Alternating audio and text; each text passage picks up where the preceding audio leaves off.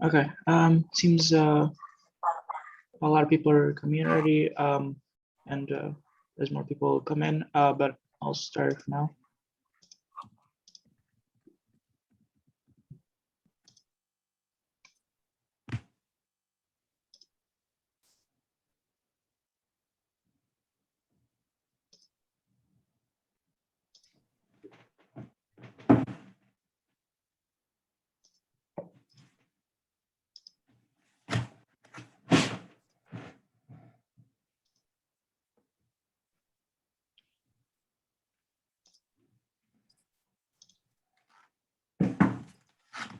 Everybody see PowerPoint? Yes. Okay. All right. So today we'll be talking about the cars section on the MCAT. My name is Mark Abdurrahmanov, if this is your first time joining. So again, my personal introduction. As I said, my name is Mark. I'm an undergraduate senior at Stony Brook University. I'll be receiving a Bachelor of Science in Biochemistry in about a month, less than that even now. I took the MCAT January 16th of this year, so only a couple months ago. I scored a 520, and you can see my score breakdown. Especially for today, I got a 132 on cars, which is the maximum score. So kind of want to help give some tips on what you can do to improve your scores if you need it, especially for cars today. My email, if you ever want to contact me with any questions or concerns. Okay. Just a quick description of this course. We'll be having lectures every Sunday at 12 p.m. Eastern Standard Time, just like today. We'll also be having office hours every Saturday from 12 to 2 p.m. Eastern Standard Time, just so you can come in and ask any questions one-on-one, any specifics or anything. Every week we'll cover a different topic, alternating between the 4 sections, and this course will end June 6th. After that, we're planning to launch a 15-week full course, which is 3 lectures per week and 1 to 2 office hours per week. And we'll cover a lot more content because we'll have a lot more lectures, obviously. And we'll be able to get into a lot more specifics, okay? And the planned start of that is the week of June 14th. Okay, so we also have a GroupMe, if you guys aren't on it. This GroupMe will have all of the lecture recording links and PowerPoints posted. Usually the recordings are uploaded to YouTube on the Socratic Med YouTube channel, but we'll link that in the GroupMe, and we'll also post the PowerPoint. I'm going to post this GroupMe link in the chat in a minute. We'll also be posting any updates or changes to scheduling as they may come up here. So it's also a great way to get a hold of me or the other person who's running this, Tim. You can just simply add us in the GroupMe chat. Let me post this in the chat for a second in here so you can join.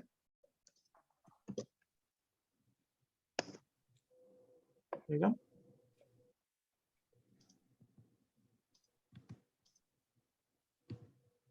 And I'll post that link again at the end if you don't see it for some reason. So learning objectives for today. We want to, how can we understand the main idea of a cars passage? So this is kind of, I think, the key of understanding a cars passage is if you can understand the main idea, you can answer, I would say, a good 60 to 70% of the questions on the cars if you can each time accurately understand what the main idea is, okay? We also want to know, how do we find the author's supporting information? What details and information does he give us to support his main idea? And what conclusions can we draw about a passage? So can we make any inferences based on what details or information that we're given, okay? And we'll cover all of this in more detail, right? Any questions so far about anything? Okay. So let's move on to the content. Step 1, like I mentioned, the most important thing is identifying the main idea. The fundamental question you have to ask yourself is, what is the author's purpose for writing this? The author will always have a main purpose, which will be present throughout the entire piece. So they're not writing just because they feel like writing. There's a reason that they're writing. They're trying to get their point across, okay? And your goal is to figure out what that purpose is, and that'll give you an indication of what their main idea is or what their opinion is on this topic. this main idea, this main purpose is something that the author will connect back to in every paragraph, and it'll be present throughout the entire piece. So sometimes he'll have sub ideas or like main ideas of certain paragraphs where he'll talk about something in a specific paragraph, but then he won't talk about it anymore after that because it's not the main idea of the whole piece. It's just something he wanted to connect to his main idea. Okay, so you have to be careful with that. Really focus on, when you're focusing on identifying the purpose of the main idea, look at the whole passage, everything that the author wrote. Okay. So when you ask yourself, what is the purpose? Here are some questions you may want to ask yourself as well. Is the author trying to praise something? Is he trying to maybe criticize something? Does he look at tone? Is he have a lot of, is his tone very positive towards the subject of his work? Or is it more critical? Is he, throughout the essay, is he showing a lot of examples of how this thing he's talking about, this subject, is something that's good or something that has a lot of merit? Or is he saying that, or is he trying to disprove it? Is he saying that it's wrong, there's errors in it, or there's something wrong with it in general? Maybe instead, are there the author's trying to compare two different things? So he may present two different similar ideas, and he's kind of telling the differences between them, telling the similarities between them. He's trying to compare them. Maybe also think, if he's comparing, is he talking more highly about one over the other? Does he have a preference of which he prefers or which he thinks has more merit? So for that, you really want to look at like words like similarly or something like that, where he's like directly comparing two things. And if you want to find out if he has a preference, again, go back to praising and criticizing. What's his attitude when talking about one thing? What's his attitude when talking about the second thing? Okay. Maybe instead it's an argumentative piece. He's arguing about something. He's arguing for or against some idea that he has, and he's trying to support his argument with evidence. Maybe he's just simply describing something or trying to educate the audience about something. This is also a valid main idea, something that comes up sometimes. They don't really have kind of like they're like praising or criticizing something, or really arguing or comparing. They just want to educate about this specific topic. Maybe it's philosophical theory, or maybe it's like some scientific invention, or it may be a new, I don't know, method or something. Whatever their topic is, maybe they're just simply trying to educate about it. It may be sometimes hard to differentiate between just describing or if they're praising something. So really, you do want to kind of pay attention to the kind of language they use and kind of the examples that they include. So, for example, if they're simply describing something and it's like a theory, they may present opposition to that theory and they'll kind of leave it at that. Whereas if they're trying to praise something, they may present the theory, they may present the opposite, what others may say in opposition to that theory, and then they may shut down the opposition. Okay. So that kind of shows the difference. If they're really just trying to educate you about the theory and kind of give you all sides, then they're describing something. If they're more presenting it, then showing the opposition and then shutting down the opposition, saying no, this theory kind of overcomes that, then think maybe they are praising it. Okay. Okay. So I was talking a lot about something. Like here, there's praising something, comparing two things, arguing for against something. What is this something? So this is also an important thing you really have to pay attention to. Is the main thing that they're talking about a person, or is it multiple people? Maybe some historical figures, some celebrities or something like that, scientists. And again, you have to think, connecting that to the main ideas. Do they praise or criticize this person, this group of people? Are they comparing multiple different people? So are they comparing two different scientists and their theories, two different philosophers and their theories? Is this something, is it a book, article, or maybe a theory, or maybe an idea someone else expressed? So this kind of different thing, it's something, it's like a theory idea someone else expressed. It's not the author's original theory. Okay, so that's a little bit So be careful with that as well. Make sure like you know who made up this idea or theory that the author is talking about, okay? Do they agree or disagree with what this other person came up with or what they said? Maybe it's a mix of both. Maybe they somewhat agree, but they think that person didn't go far enough and they want to kind of build on it.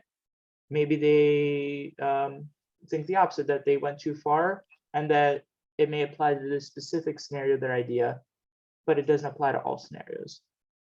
Are they maybe comparing two different theories or ideas that two different philosophers or scientists or something have, okay? Is it maybe a new technology, like a new drug or a machine or something? Are they comparing it to an older or previous technology and saying how it either improves or actually gets worse than what we had before? Or maybe they're comparing it to an alternative modern technology. Do they like it? Do they not like it? Well, like, what do they think about it? Is it better than the alternatives? Is it better than what we had before? Kind of think about those, okay? All right. And again, I want to stress this.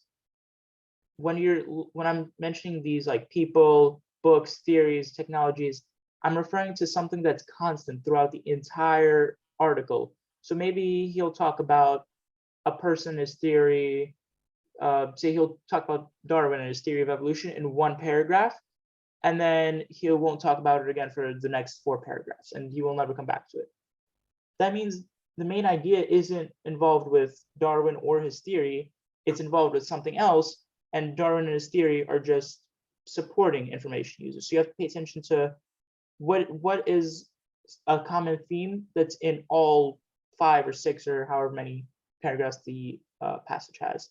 So it should be present at least somewhat in every single paragraph, and it should be something the author always comes back to and always kind of tries to support. So for today, it's a little bit different than with bio or chemistry. I think the best way to prepare for cars is really just to do more practice on it, and kind of while you're reading it, make sure to kind of think about these questions that I asked. So first thing we wanted, we want to first focus on main idea and getting the main idea, because I think that's the most important thing. So here's a Google Doc.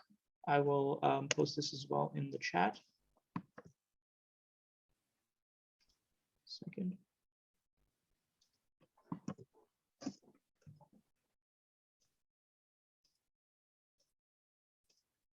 Okay, so this is a Google Doc. I have this. I don't know if you can see it. This is a passage I got off of another MCAT prep source. It's proper MCAT like passage for the cars section. I want you guys to kind of read this, and we want to do a lot of practice today. And the practice is going to take a while because obviously you have to read it and then answer the questions, and it takes a long time. But I really think this is the best way to prepare for cars. And after you guys do it on your own, I want to guide you through it and guide you through my way of doing it. Okay.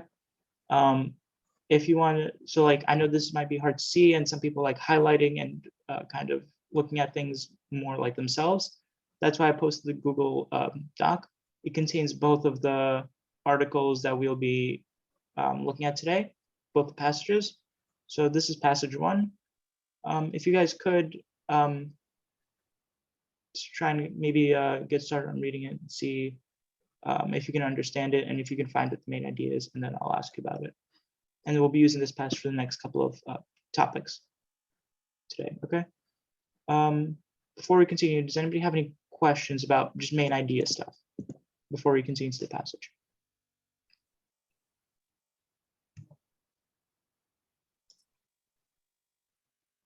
How many minutes to read the passage? Somebody asked in the chat.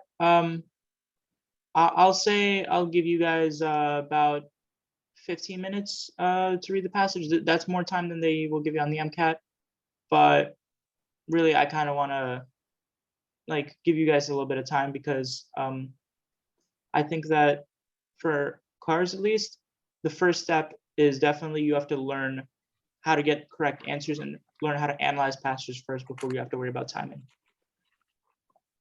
But any other questions about just main idea, anything that's not clear, anything that maybe was a little bit vague? I know this is a little bit hard to teach because it is very vague. It's very non-specific, not like biochemistry. But anything you guys want more clarification on, a little bit confused about?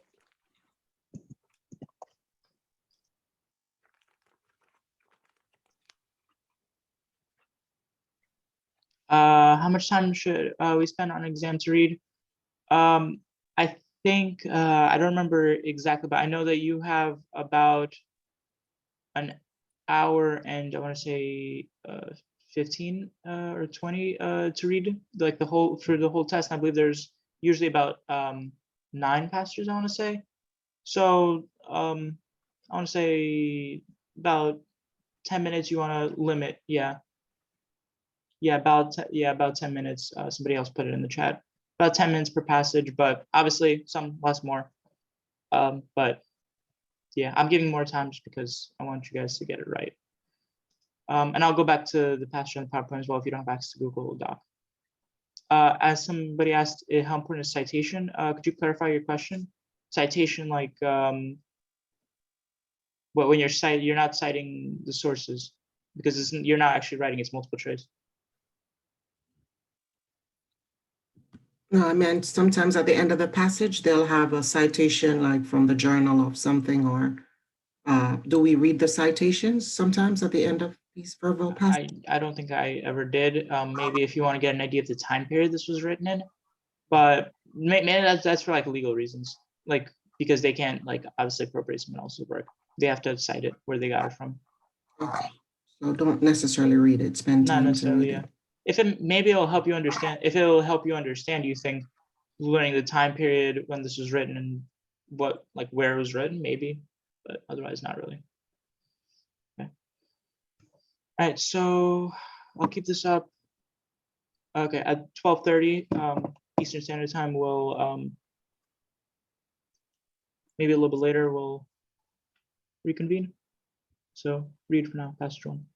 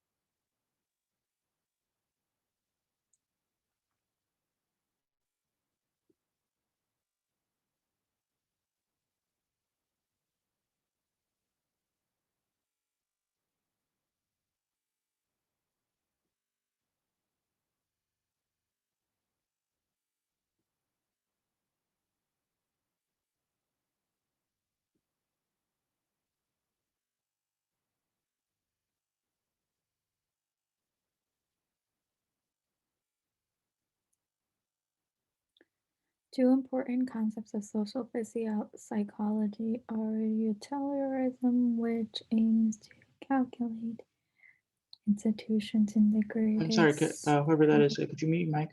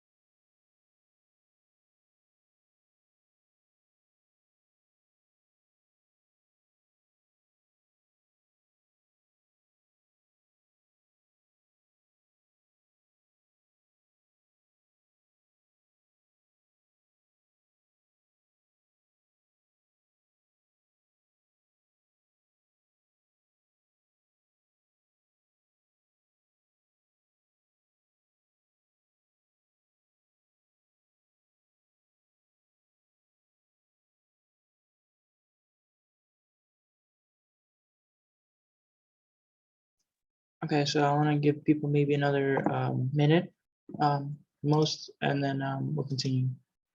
Okay. If you didn't finish, it's fine. We'll go through it together.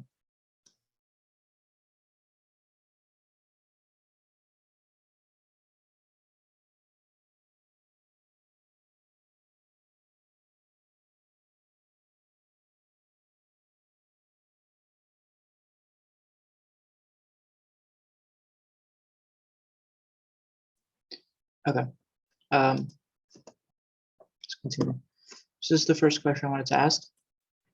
So this is a question that accompanied this passage on an actual practice MCAT. And it's exactly what we talked about, the main idea. And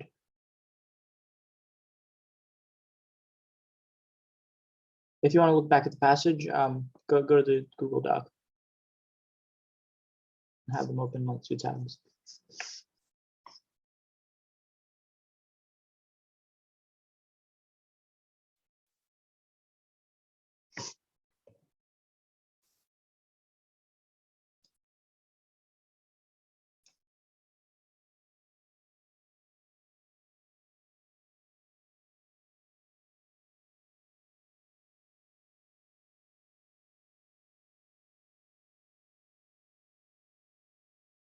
And, 1 second, I'm gonna open up soon.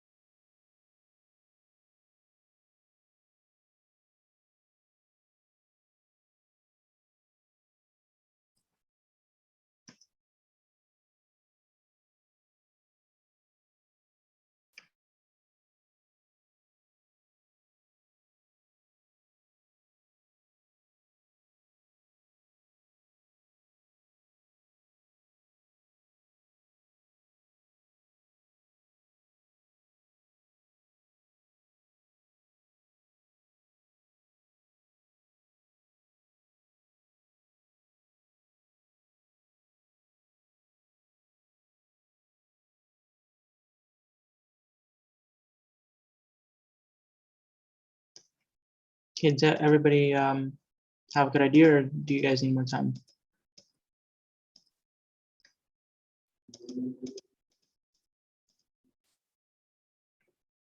All right.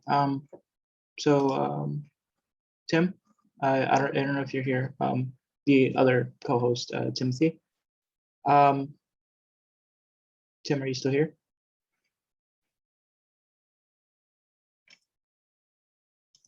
I guess he went away for a second. So normally I would have polling, but usually Tim's in charge. I think he left for a minute. Regardless, see if I can get. Okay. Since everybody's ready, just write down your answers on a piece of paper. Okay. So the answer is A. Okay, so the answer is A, articulate and defend a contractarian point of view of justice.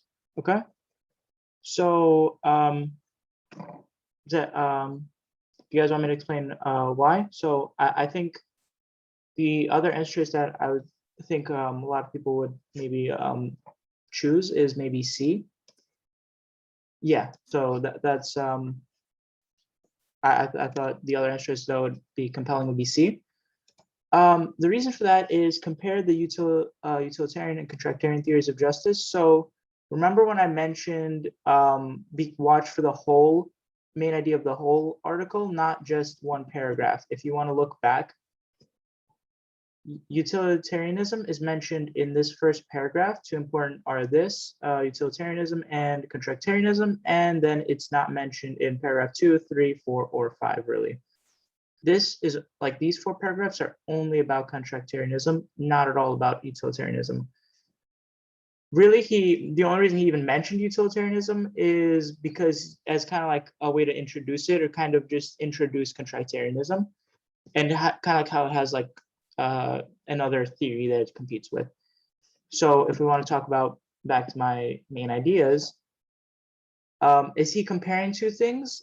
Not really. He never really mentions. He mentions in the beginning how they're these two theories, and they each are usually mutually exclusive. So usually one is more prominent than the other. That's really it. He doesn't mention which one, any differences, like main differences between them, other than in the beginning, like the first two sentences. He doesn't really mention which one is better or worse. He doesn't like say which one, if he has a preference for either of them. He doesn't really go into detail about kind of any like major, even like he mentions like they have some similarities and they're like a little bit different, but he doesn't really mention anything about that. Especially like utilitarianism, like I mentioned, is not even mentioned in the last 4 paragraphs. That's why I would say it's not C. That's like the reason it's not C. Whereas A, articulate and defend a contractarian view of justice. Like I mentioned, when I was talking about the difference between describing and praising, in the end, while it can be and has been argued that the blind choosers envisioned might decide on to gamble. So this is kind of, he's giving his opinion about the theory, and he's giving a rebuttal, like a common rebuttal that other people say about the theory. And then he said such arguments are ultimately lacking in interest. So he refutes the rebuttal. So he kind of like shuts it down. This is like a classic case of not describing, but rather praising something. When you give a theory, give its like the counter arguments, and then shut down those counter arguments. So that's what you would do in an argumentative essay when you're trying to like praise something. And that's why he's defending the contractarian view of justice. And if you notice, the entire article is just simply about this contractarian view. It's just describing it and giving its merits. Okay.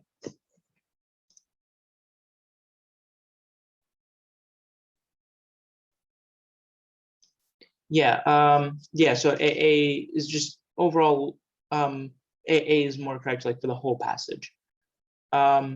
Examine advantages and disadvantages of Rawls theory, which is D. It's not the answer because Rawls theory is again only really mentioned here and then a little bit later. It's not really defending or like it's definitely not showing disadvantages of Rawls theory. Firstly, and saying, oh, he's not really showing that many advantages. Not really like the point of the whole essay. Again, it's a subtopic. And proposing a radical solution, nowhere here does he say that like this will solve problems or will fix any social issues. He's saying it could if we think about it this way, but he's not really proposing a concrete plan. In the end, he even says, like it's not possible. The point of a contractarian view does not lie in what real people would do in an admittedly impossible situation. He realizes to implement contractarian policy would actually be impossible. It's more like theoretical philosophy. So yeah, so it can be proposing a radical solution. That's why A is really the best choice. Okay. Any questions or anything?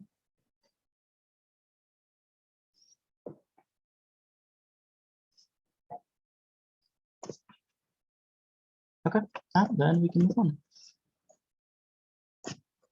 Okay, so the next thing I want to talk about is making inferences and applying info. So once you know the purpose and the main idea of the writing and of like the author, you should be able to kind of, or the MCAT expects you to be able to kind of get into their minds a little bit and predict their thoughts. Based on how they feel on one topic, you can pretty much predict how they would feel about another related topic, okay? So I can give a simple example here. This is something I just made up, a simple example to help. Say we have an author, Bob, he writes a paper in which you determine the main idea is to criticize increased funding for stem cell research based on perceived ethical concerns. So you read the whole paper and you decide the main idea of this paper is that he doesn't like stem cell research because he believes there's ethical concerns with it, okay? You could then, based on that information, without it even being told to you, you can infer that Bob, the author, would criticize any new technology that resulted from stem cell research and would praise any similar technology that uses other research methods. So because he doesn't like stem cell research, he would not like anything that would be like derived as a result of it. He would not really enjoy that. You could infer that logically. And anything that would be give a similar result but used a different route, he would very much like that because he wants to avoid this if possible. So like you just have to kind of, once you have their main idea, you kind of have to kind of get in their heads and kind of like imagineer them, get into their shoes a little bit, and kind of see like somebody who has this opinion, what would they think about? You kind of have to like make kind of like small leaps of logic. You kind of have to kind of guess what they would think about some other topic. So in addition to the main purpose of the essay or the main idea, you must also look at the reasoning for their opinion, right? Why do they have that opinion? So we mentioned Bob in this example. He doesn't like it for ethical concerns, right? Well, another author, we'll say John, writes another paper in which you determine the main idea is also to criticize increased funding for stem cell research. But instead of ethical concerns, he believes it's a dead end, not yield any useful results, and he like pulls up like information or statistics that stem cell research is like not going anywhere. It's not going to give you any results, so there's no point in putting money into it. And he doesn't care about possible ethical concerns, right? Well, if he was to be shown a new technology based on stem cells that would be proven to be effective, he would likely not be opposed to it, right? This is because his main like reasoning for his opinion and for his opposition is that it's not effective. But if it was shown to be effective, he may change his mind and he still may approve of the results and he may now change his opinion and like approve of any new technology or research, further research, okay? However, Bob, the author from the first example, he would still be opposed probably to any new technology, even if it was shown to be effective, because he would still consider it unethical, right? So the efficacy didn't address his main reasoning, which was the how ethical it is, right? So for that reason, he probably will not change his mind. But if you do address the reasoning, they may change their mind and they may be more open to it. Okay, that's kind of like an important thing. Somebody raise their hand. Opal. Yes. So who would we believe is the main author if we're having changes of opinion? Whose opinion do we go with at the end? Okay, no. So if you were to be given an article, it would just be say like John's article. It would be like, this is not good. Like stem cell research, we should be funded because it's not going anywhere. It's dead end. It's not effective. And then one of the questions related to the passage may ask you, if there was a new technology that was shown to be effective and it was derived from stem cell research, would he be opposed to it, or would he be in favor? Would he likely be in favor of it or opposed to it, and why? And like you may say he would likely be in favor because it addresses his efficacy concern. So the changing mind, swayed by yeah, the Okay. changing mind wouldn't happen in the actual article. It would happen in a question that goes back to the article, and it would just be true for that one question. Okay. Okay. Right. Not Okay. change the entire main idea of the Yes, passage. exactly. So Let me take a screenshot of just the information you gave right before this slide. I just need a quick screenshot of it. Sure. As a reminder, all the PowerPoints will be posted, so you can end lecture recording as well. But yeah, go ahead. Okay, I'm good. You can move on. Thank you. Okay, so we want to get into our next question. This is also related to that passage we covered first about the utilitarian and contractarian. And this is kind of going along with it, making an inference based on their opinion. But yeah, just try this question. I'll give you a few minutes.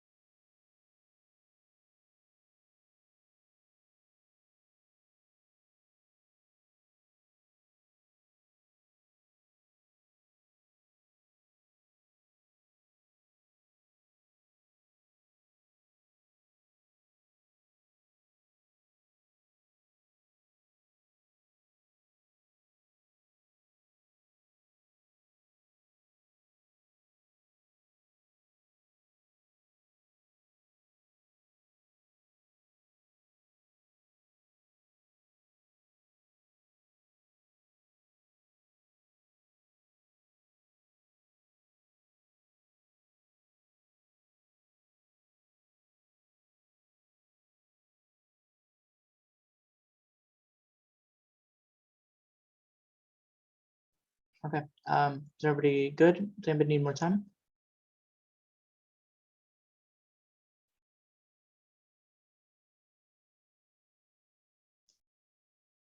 Okay. All right. So the answer is C.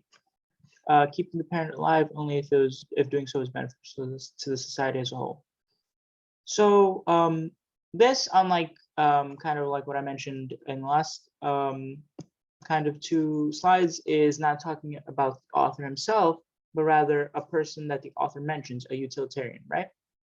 So rather than kind of trying to find the main idea and necessarily finding the main idea and opinion of the author, you have to find what the opinion of this utilitarian would be, right? And they do give that to you in the passage. So if you want to go back here, as they mentioned in the first paragraph here. Sorry, this is okay. Which aims to calculate and institute the greatest good for the greatest number, not necessarily ruling out the possibility of sacrifice and suffering on the part of the minority. So utilitarian would say that as long we want to do what would cause the greatest good for the greatest number of people, even if it means some people have to be sacrificed, right? So because of that, we can kind of eliminate choices B and D automatically. So arguing that the parent is a member of the contracting unit had equal voice in the decision. So we know that contracting unit is more a contractarian type of philosophy. It's not a utilitarian. So B would be not the right answer because it's a different philosophy. D, on the other hand, is wrong because upholding the parent's right to life against potential lessening of the family's hardship. So a utilitarian, we can say they're okay with sacrifice, so they don't really have that strong of a sense of a right to life as much as kind of the greater good for the most amount of people, right? So the family's hardship versus the one person's life is for them kind of not as important, one person's life. So that's why they would not really uphold one person's right to life against potential lessening of the whole family's hardship, right? And we can guess that because they're willing to make sacrifices and they want to cause good for multiple people. And that was mentioned in the paragraph, right? Choice B would better align with the contracting point of view. You can really just guess that based on like contracting unit, because utilitarians don't have a contracting unit, right? That's only a contractarian term. Okay, and that I do want to get into that a little bit. So so C is is like a really good answer because it's the very definition. Keeping the parent alive only if doing so is beneficial to society as a whole. So you want to do what's the greater good, what's for the greater good, even if it means sacrifice. That's the very definition. A is a decent answer, but it's not a good answer. It's not the best answer, right?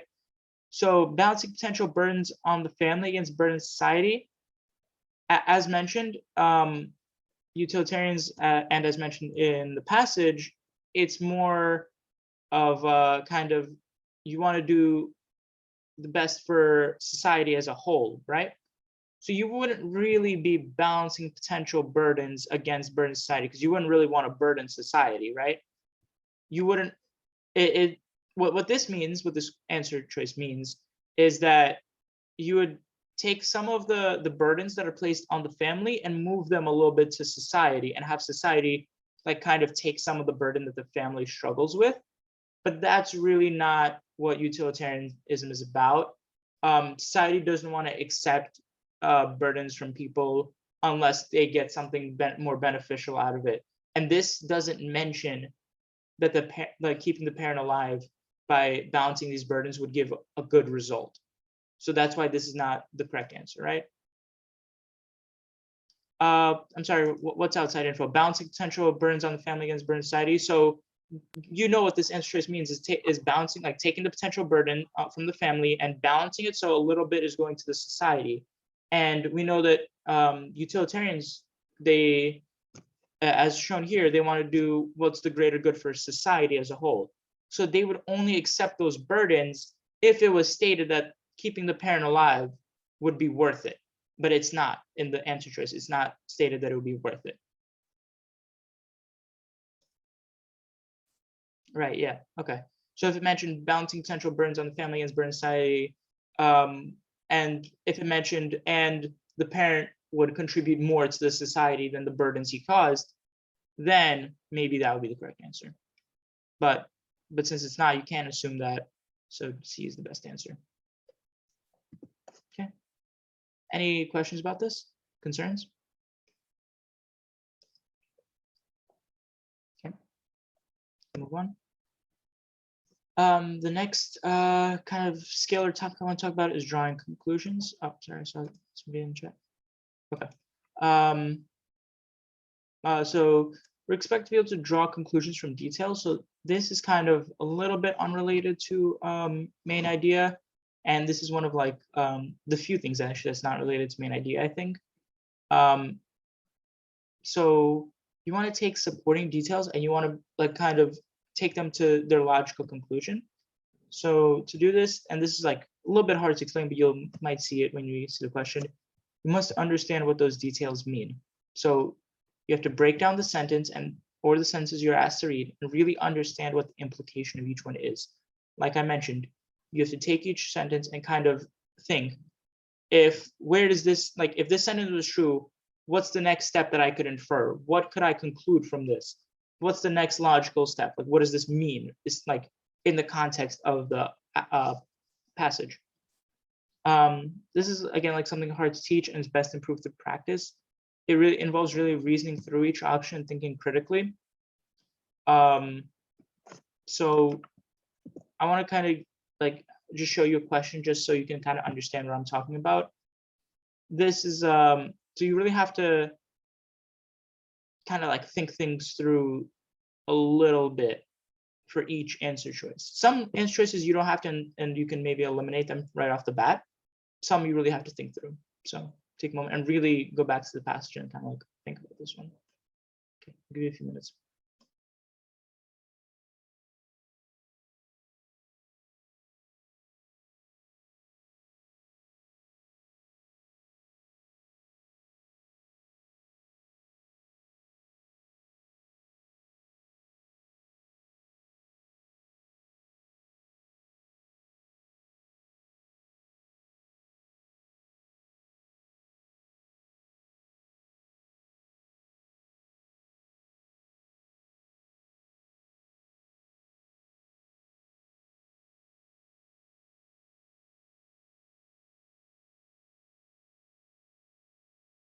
Okay, so a poll has been started. Can you guys see the poll?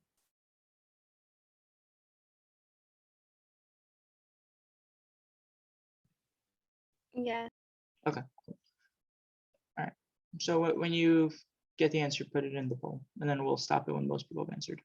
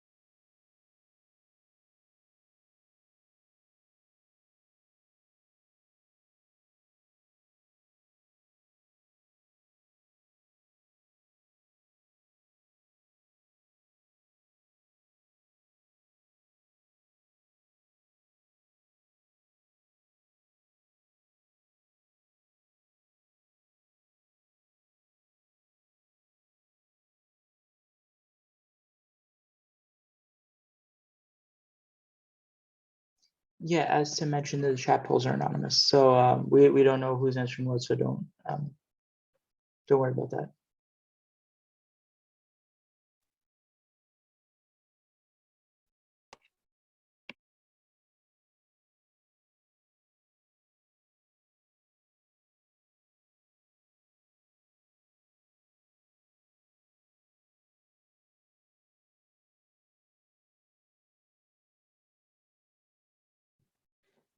All right. Okay, so 64% of people voted for D, and then 18% voted for B. And then A and B were both 9%.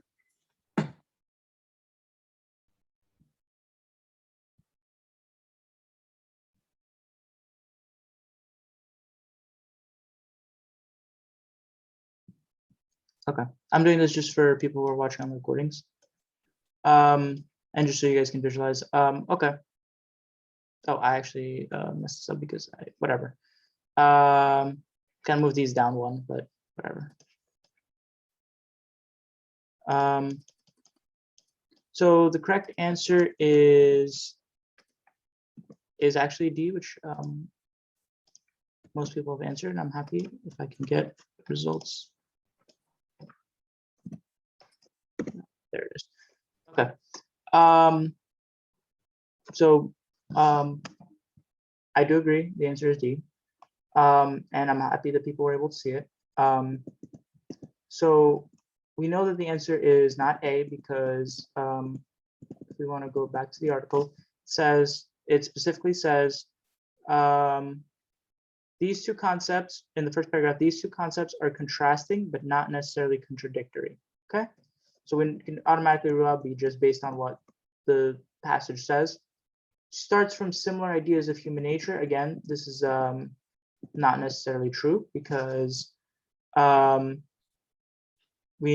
know that it says here, if I can find it. So the contractarians postulate a group of rational human beings. So they kind of see humans as kind of like being rational kind of creatures by nature. Whereas utilitarian, you can infer. This is like the first time you really, the first thing you have to really infer is they kind of don't see it that way, and they kind of see things more as kind of not as much as people themselves are rational because they'll be selfish, right? You can infer that based on the fact that they're not trusted to kind of do what's for the greater good, right?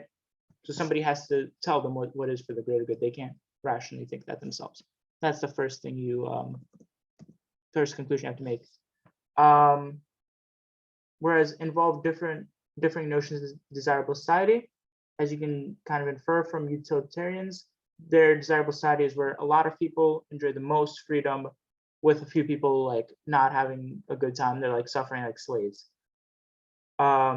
Whereas in contractarianism, everybody enjoys a relatively equal amount of like justice, rights, freedom, right? And that's like the ideal society, right? And you can infer that based on the fact that in utilitarian, they're okay with people making sacrifices if it means greater good for the rest of the people, right? Whereas contractarianism doesn't want that. You can infer from the fact that even they explicitly say, we want the most good for the most people. Kind of like in terms of we want everybody to have like a relatively equal amount of freedoms, equalities, and nobody would vote against that. If we were to do like the veil of ignorance, nobody would vote against that, so nobody would really be suffering, ideally. Okay. And the fact that they agree on several major points is not true because it didn't really mention any of the several points they agree on. And you haven't been given enough information about utilitarianism to, I guess, infer that, because the starting ideas are different. So from C you know that the starting ideas are different. From D you know that the desirable society is different.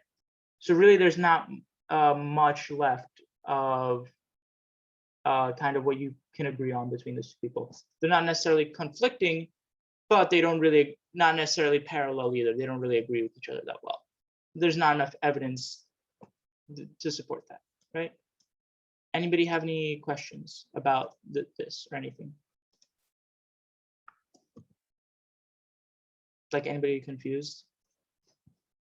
Or does anybody understand why B is the wrong answer? Because that one I feel like might not have explained thoroughly.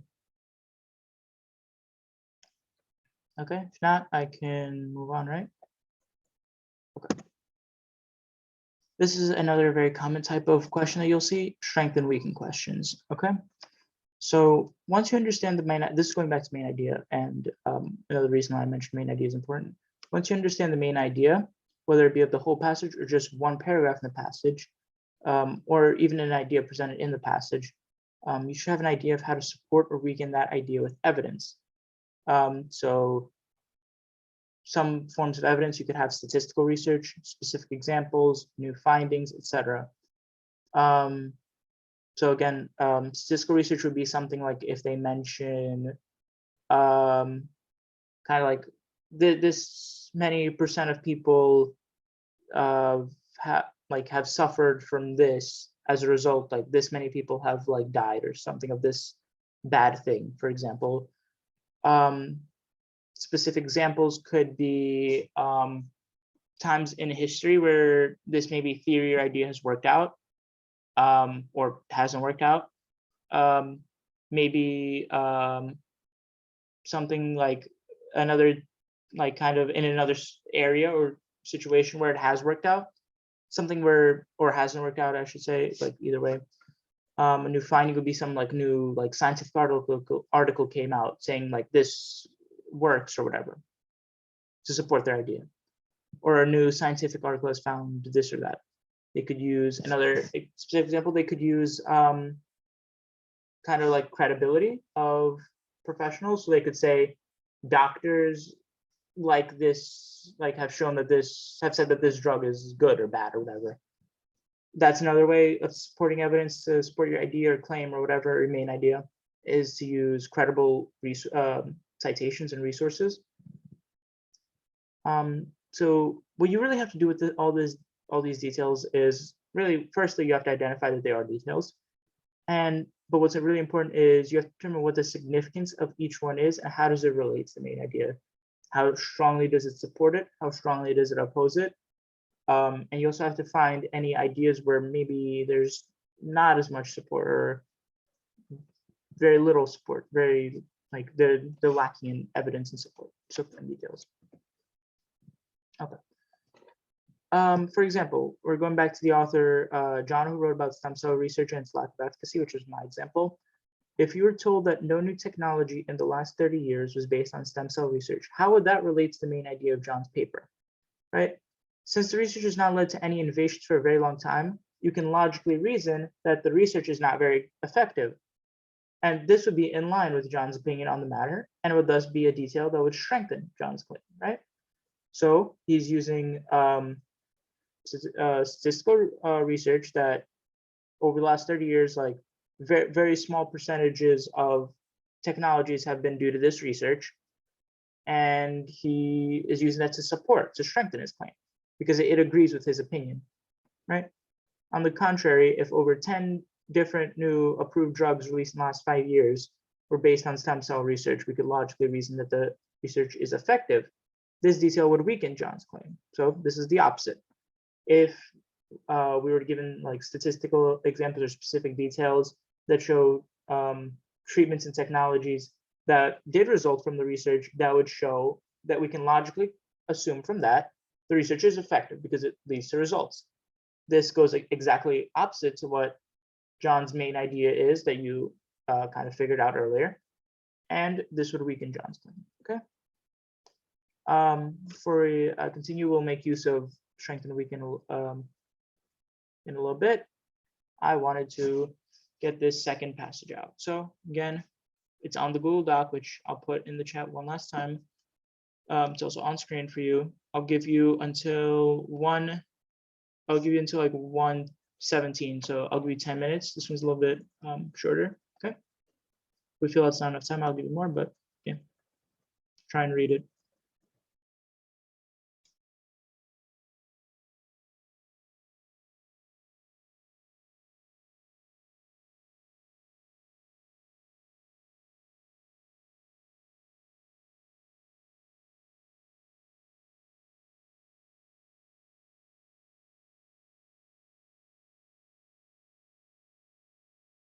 Also, as a note, if you want to highlight, you can't do it on the Google Doc. You would have to download it as a Word file and then enable editing, and then you'll be able to make any edits you want with it.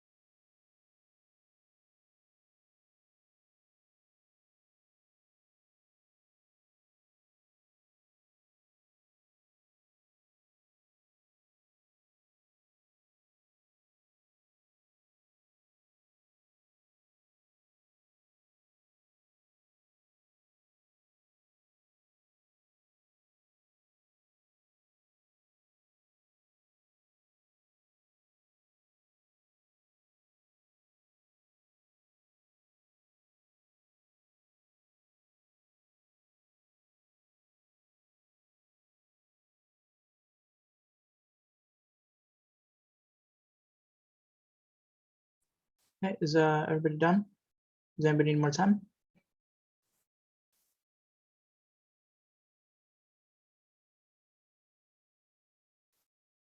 If anybody needs more time, just okay. Put it in the chat if you need more time.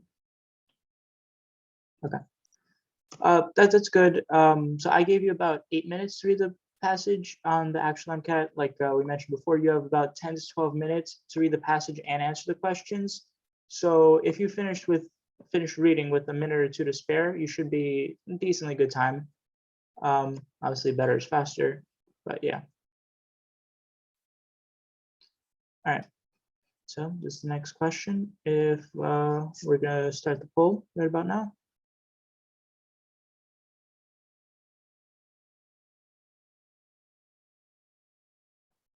Can you guys see the poll?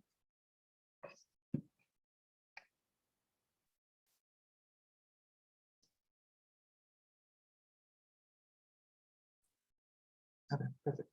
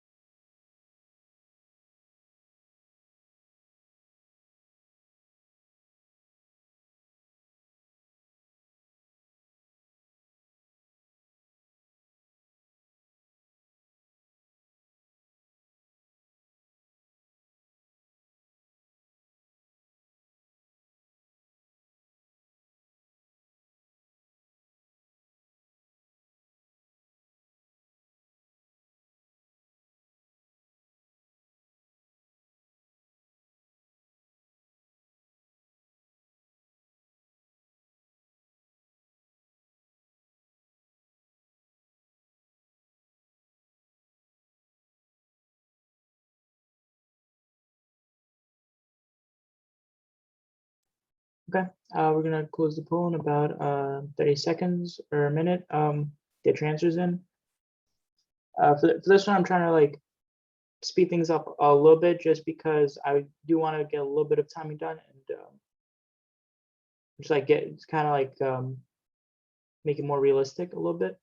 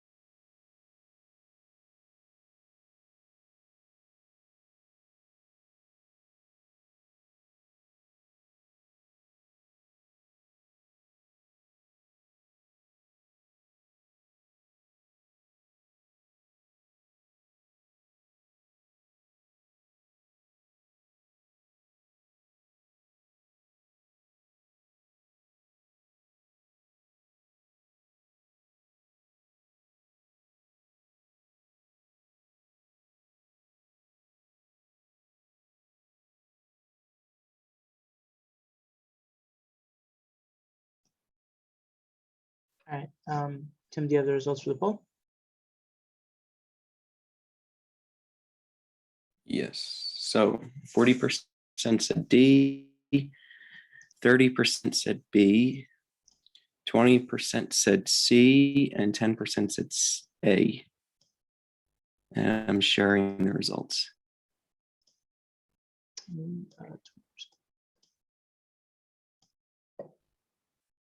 Okay. Right. Okay.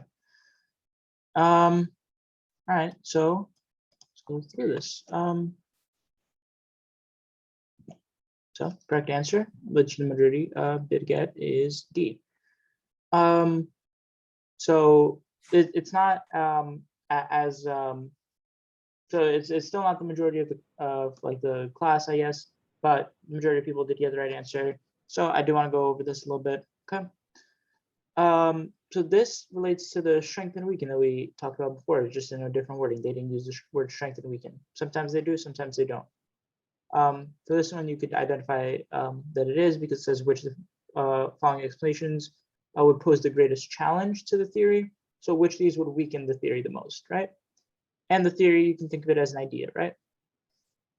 From the passage, you know that selfish gene theory kind of states that genes will not take a penalty to their viability or to their fitness unless you get some unknown or some other benefit that would cancel out the hit, right? To overcompensate.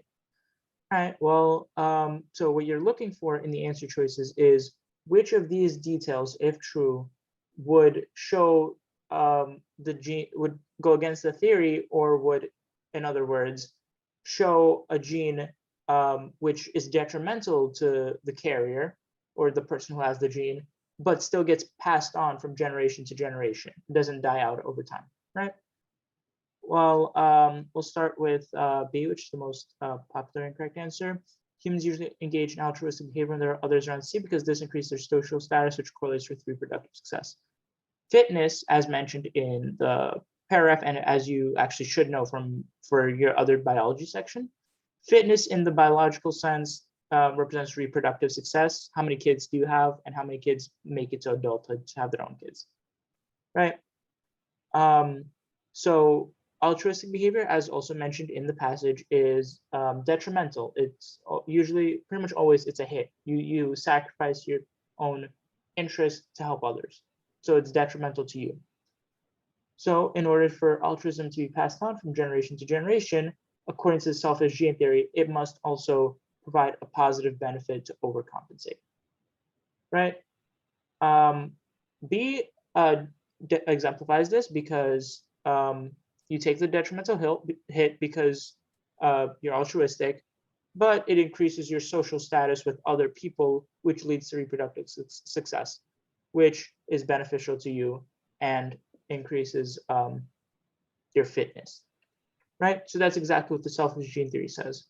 So B would actually support very heavily the selfish gene theory. Let's talk about C. Humans have developed a keen sense for recognizing individuals who fail to do their fair share.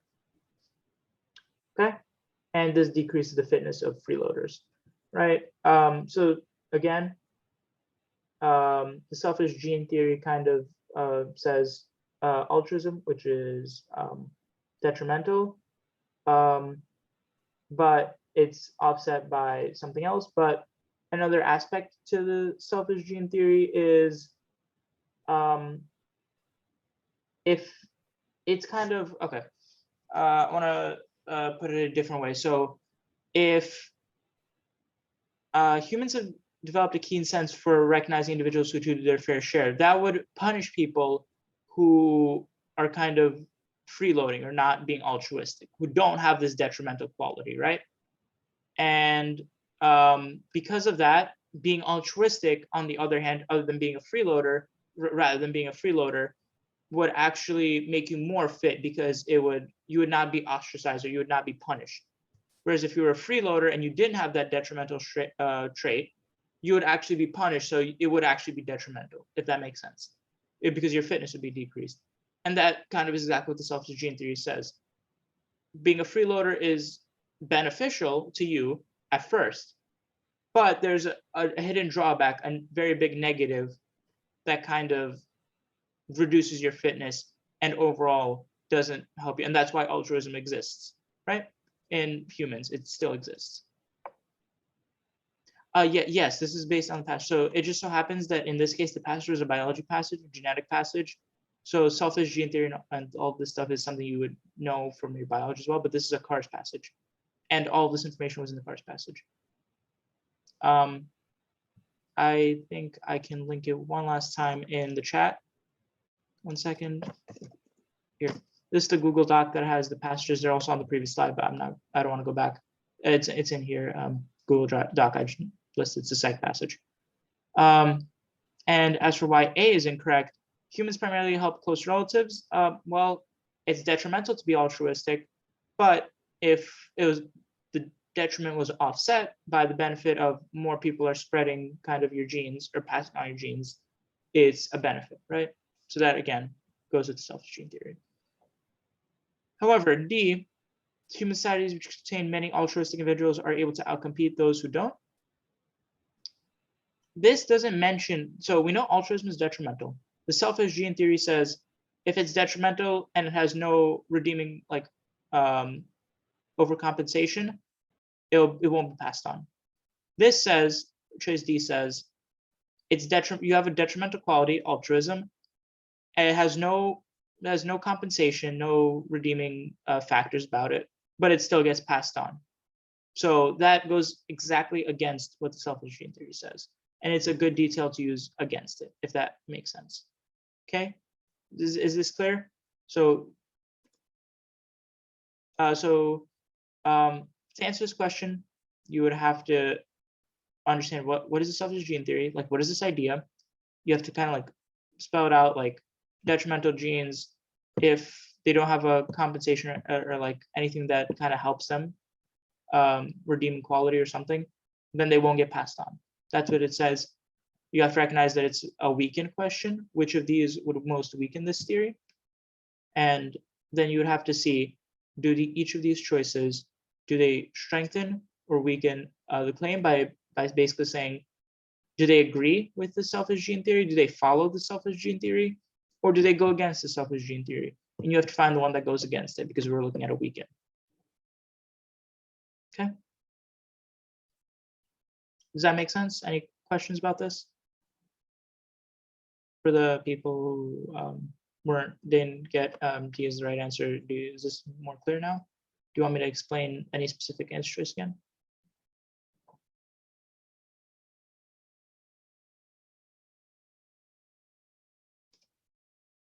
B, please, no problem. Okay. So again, we know that the selfish gene theory is passage 2 in the Google Doc. It's the one about social Darwinism. So the reason people engage in, like the selfish gene theory says, if you have a detrimental trait, which altruism is, in the passage it says altruism is a detrimental trait. It explicitly says it. If you have a detrimental trait, like say altruism, it has to have some hidden benefit, something that increases your fitness that would compensate for the detriment that you face, that you take, right? And because we're looking for the one that disagrees with that kind of doesn't follow that rule, right? B does follow that rule, because if you engage in altruistic behavior, so for example, you give away money, give away resources, do something that like is detrimental to you, like I'm giving to charity, I'm giving away money. So I'm giving away resources that I could have used for myself to somebody else. That's detrimental to me. But if there are a lot of other people around to see it, they'll like me for it. They'll think I'm kind, generous, charitable. And in the past, it said being viewed as charitable or kind or generous is increase, and it says in the question as well, increases social status and increases reproductive success. People like women or men, depending on whatever, will like you better if you are generous or kind, if they can see that you're kind and generous by giving away your resources. That overpowers the detriment you face. So by me attracting a woman or a man, because I'm spending money, I'm actually getting more out of it, and because of this, my gene can pass on, my altruistic gene, the gene that makes me want to give away money, right? And that's why it gets passed on. Is that a little bit clear? Does that make sense? Can you please go over that last point again? Okay. Thank you. So like I mentioned, giving away money to charity is detrimental for me because I'm giving away my own money.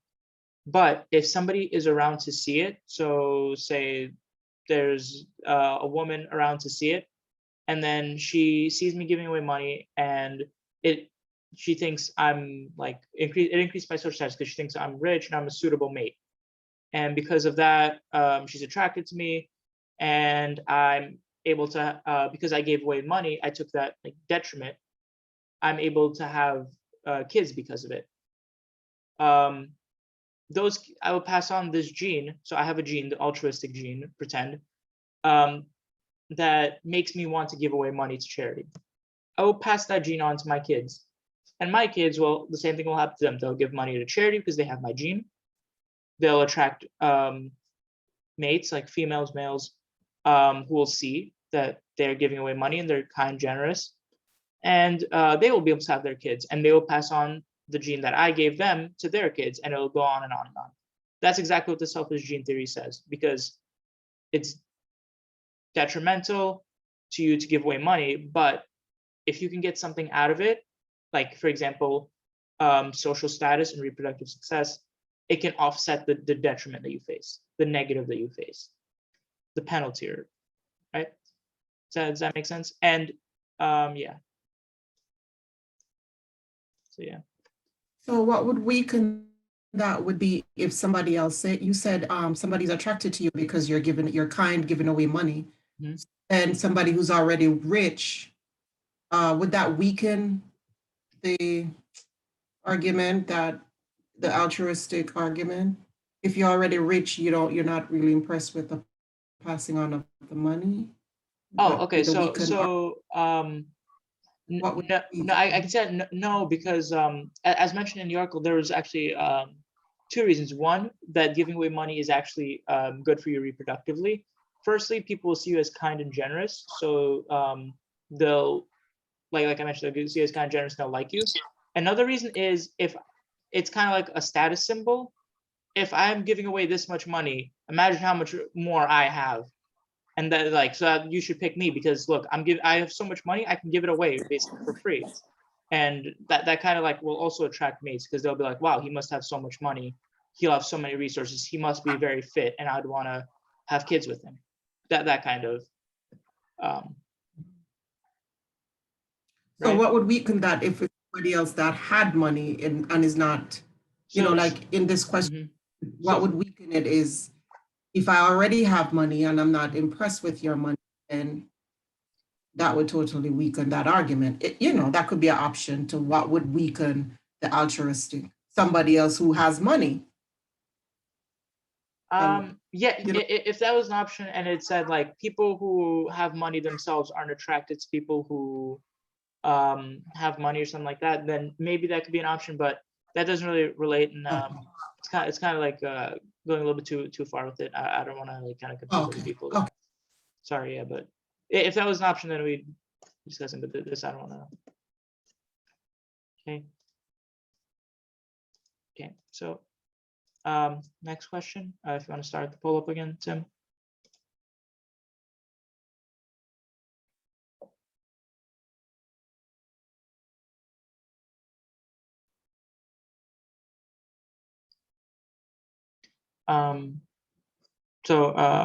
Yeah, okay.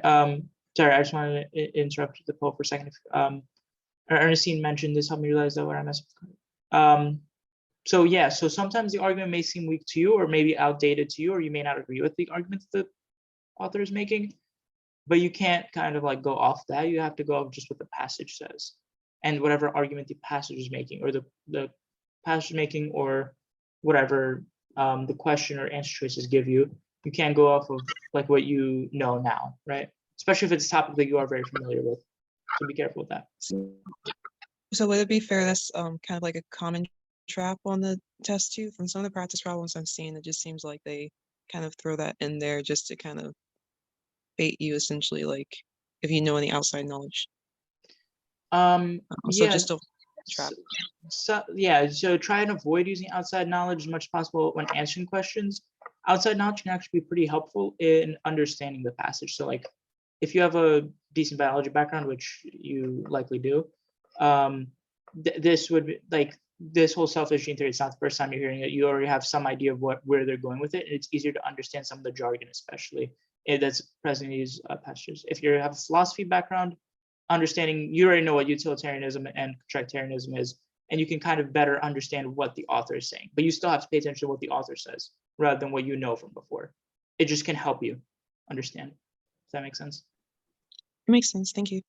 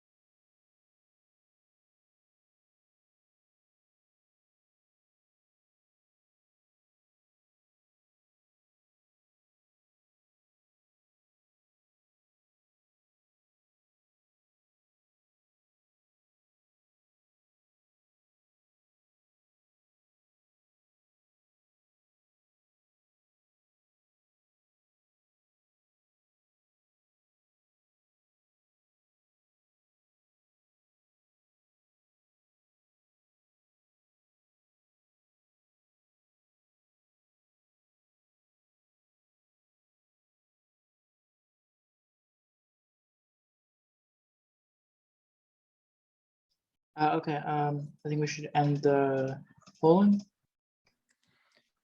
Yep. So 56% B, 33% C, 11% D.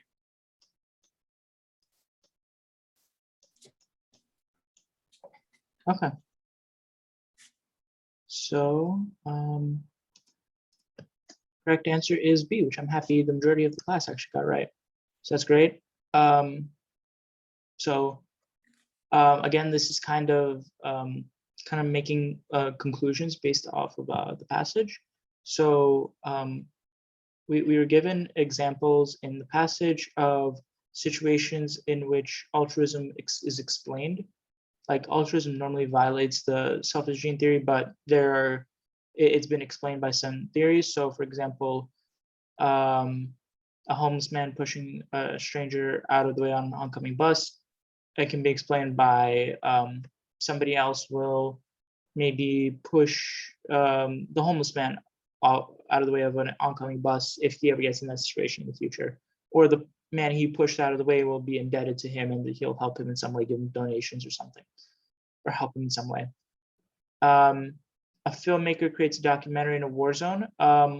Well, he wants kind of, by bringing awareness, he's also bringing attention to himself, which can attract possible mates, as we mentioned. So that's why C is not exactly the right answer, because he can attract attention to himself because his name is going to be on it and his image, and he's going to be associated with it. And people will see all this charitable work he's doing and bringing attention to this suffering, and they'll kind of be attracted more to him because of it. A, which nobody chose, is because, again, the Soju can be regarded as a hero, and that will increase his reproductive success in the future. Even if he was injured, people may regard him as a hero, and he'll kind of get prestige that way. Whereas in B, if a businesswoman donates half her wealth to charity, normally that would, again, give her kind of prestige and make people like her, except that she did it anonymously without having her identity revealed, which kind of removes the prestige and kind of attraction that people may feel to her, towards her, because they don't know it was her that donated the money. It was like kind of an anonymous donation. You could also get this because I believe in the end of the passage, they did mention this may not explain the phenomenon of the anonymous donor. So anonymous donations kind of don't exactly correlate, but yeah. Yeah, every paragraph, this doesn't explain. Yeah, they all have kind of exceptions, but from what I remember, each paragraph, the exception at the end of this paragraph gets answered in the next paragraph, if you kind of like understand what that means. So like, it says like for like the kin selection,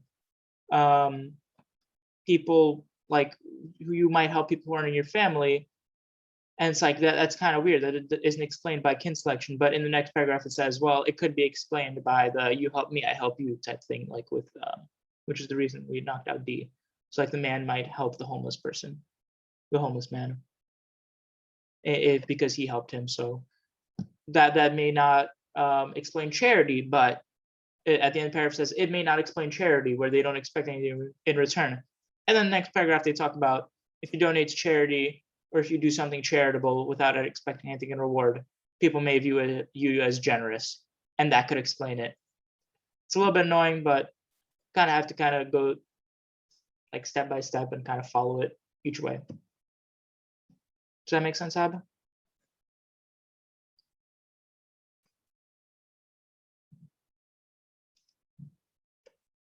Okay. Any other questions about this question? Problems with one answer choice or anything like that? Oh, okay. Yeah, sure. So the last paragraph, so you remember at the end of each paragraph, it says, you point this out, this doesn't explain this, this doesn't explain this, this doesn't explain this, but in each next paragraph, it kind of explains the thing that they said this doesn't explain it, right?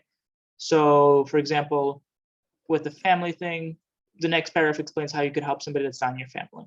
Then it says it doesn't explain why you might donate to charity without expecting anything in reward. The next paragraph explains why you could donate charity and still be rewarded and still kind of get something even without expecting a reward. In the last paragraph it says this may not explain this may not explain the phenomenon of the anonymous donor. Just like all the other paragraphs, it has this may not explain this as an exception, except there's no paragraph after that to then explain the exception, right? So that's the only exception that we're left hanging with. Yeah, and that's exactly the case with B, with the anonymous donor, right? So kind of read each paragraph and kind of like, if you notice a pattern, like that was good that you noticed a pattern, and kind of like follow it out. So if you know the pattern, you can kind of find where it ends, kind of the end point. Yeah, remove the annotations. Okay. So that's about it for this section. I really want to get some final thoughts across. So the CAR section, as I mentioned, is not based on your previous knowledge, but rather your ability to reason and think about the information you're given. This is helpful and kind of can help you or hurt you. It helps you because really you don't need to come in knowing anything. All of the answers are given to you in the passage. You just have to know how to find them. But it can also hurt you because sometimes they're not easy to find, or sometimes in order to find the right answer, you have to make some like leaps or some conclusions, make some inferences. And sometimes those aren't obvious, especially since MCAT has a very specific way they want you to think, and deviation from that way of thinking is not really tolerated, which is when you did like humanities classes like writing, history, whatever, you're always told there's, as long as you justify it, there's no wrong answer. Here, there's wrong answers, there's right answers. It's not great, but that's how they want you to do it. They want you to think like they want how they think. They want you to think this specific way. If you can think that way, that's great. If you can't, then you have to learn how to. You can't get around it. The best way to reshape your thinking and learn to reason and think the way they want you is to practice. Keep doing it. Keep in mind all these questions I asked. Like I recommend you keep in mind, what is the main, as you're reading, what is the main idea? What is the purpose of this? What is the subject? What is the author like trying to say? What details, what is a detail and what is a main idea? That's important. How does each detail support the main idea? How does it all come together? What inferences can I make based on each detail? What inferences can I make about the author based on his opinion? Things like that. What, like I mentioned, why is he writing this? What is he trying to imply with this? What would this logically mean? This is true both when you're reading the passage and when you're reading the answer choices. Something that I know a lot of people struggle with is the timing for cars. They just can't get it done. The way I say this is the way I managed to get over my problem with timing and actually finish. I usually finish cars very quickly. As you're reading, make sure you're always kind of, as you're reading, make sure you always kind of have an idea. So for example, let's go back to this passage. This one. If I was reading this, as I was reading, like for example, here, when I got up to this point in like the top, here I can annotate it. So when I get up to maybe this point, I may think the main idea is he's going to be comparing utilitarian and contractarianism. But then once I get up to like this point, I'll now change my opinion and I'll be like, he's probably just talking about the evolution of contractarianism over time.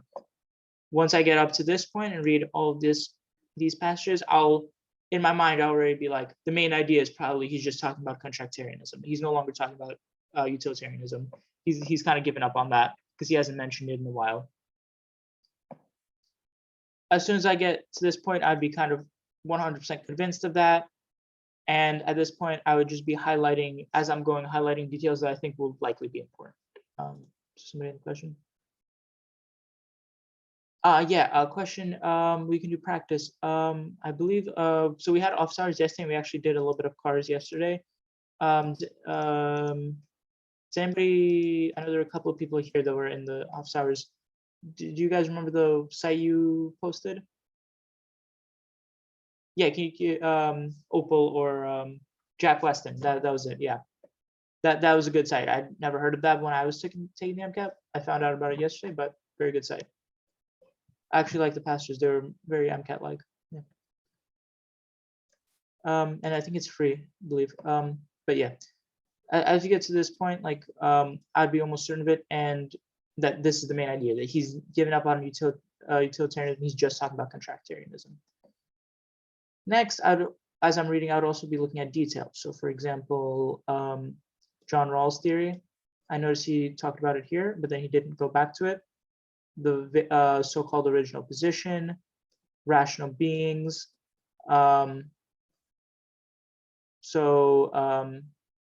Really here, injustice and defines an equal distribution of good things with liberty first among them. That's kind of where his endpoint's at. Like we want equality for all, kind of. That's the endpoint of contractarianism. This was a big detail for me. This one, where he refuted, where he showed a common rebuttal to contractarianism and then refuted it. That was a big detail for me. Just keep these in mind as you're reading it. So when you come to a question, you already have an idea. Yeah. Again, Opal, when you say highlight physical or mental, up to you. I personally never use the highlight feature myself, but instead they give you a piece of paper. So if it's important, I might make a note on like a physical piece of paper, which is kind of weird, but I don't know, I did it. Or you can make a mental like note, like just if you can remember where it was or if it was somewhere here, as long as you can like memorize and like remember like this was an important detail. But you can also do physical highlights. A lot of people do that, and I think that's a really great way if you like highlighting to actually like be able to specifically pinpoint it, because they do give you a highlight feature on the MCAT. When you do practice tests, they'll give you that, and when you take the actual MCAT, they'll give you a highlight feature. What about if my English is not really good? That's honestly a lot harder. What I would suggest is even an English speaker doesn't understand a lot of the words or like some of the words that they use in car sections. So really you kind of have to, so I did this in office hours yesterday, and if you guys want to come in with specific Jack Weston prompts next week for my office hours on Saturday at noon, I'd be willing to do it again. I could show you as I go through it how I would go through it, like because these I've seen before. I already know these like myself because I gave them. But if you give me like a new passage, and I can go show you how I go through the new passage like for the first time. When I go through it, I don't read every single word. I kind of like a little bit skim it, but just skim it just enough that I can make sure that I'm getting the main idea or getting the point of the author. It's kind of like in a I think somebody pointed this out yesterday. It's kind of like a conversation. You don't hang on when you're having a conversation with somebody. You don't hang on every single word they say. Maybe they'll use a word you don't know, especially if you're not an English speaker, native English speaker. But you focus on what their point is. What are they trying to say? Treat this kind of like a conversation. Can you understand like what their point is? If so, then move on for now. If a question asks specifically about it, then you can go back to it and kind of. Then you could really take your time and kind of analyze using context clues. Otherwise, just use the context to understand kind of like what the point is. Like, I'm sure one word, if you just don't understand one word, it's not exactly necessary, not all the time. You could probably get the main idea without, or like an idea of what he's trying to say without knowing every single word. Like I mentioned, when I read these cars passages, I don't actually read every single word. I just kind of like skim it. So yeah.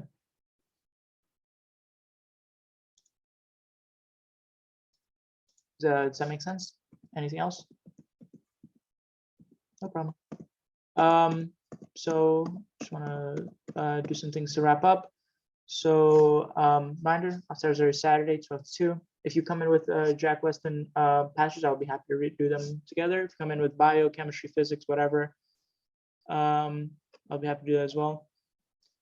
Okay, I'll get to your question in a second. Here's my email. I'll put in the chat right now real quick, the group me as well, just so you guys can join. So it's like kind of like having a one-stop shop for everything. Oh, and I also do want to make an announcement about next week's lecture, but I'll make it on the group me as well, but I want to make it right now as well.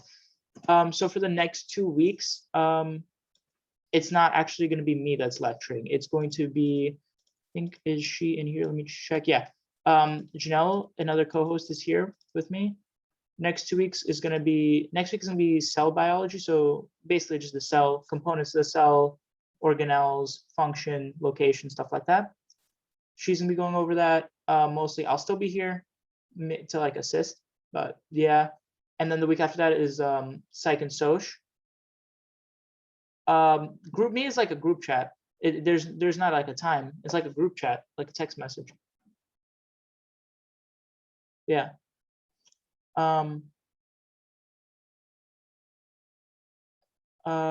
Yeah, so I'll get to you in a second. Okay, so I want to answer Ab's question before we continue. So mentioned next week's not gonna be me lecturing, it's gonna be Janelle. She also scored very well, actually better than me in psych and social. That's why I want her to do it. Ab, I want to answer your question. Can you describe the process of how you review the practice section? So I mentioned this yesterday.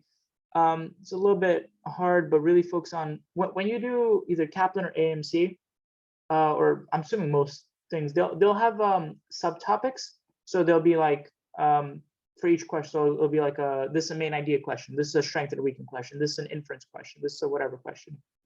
So see if there's a common theme of questions that you're getting wrong. Is it most of the questions you're getting wrong are strength and weakness? Most of them are main idea. I think also what like kind of like what was the reason that you got the question wrong, if you if that makes sense. So if it was, for example, a strength and weakness question, was it because you couldn't find the detail, or was it because you didn't know the main idea, you didn't correctly identify the main idea?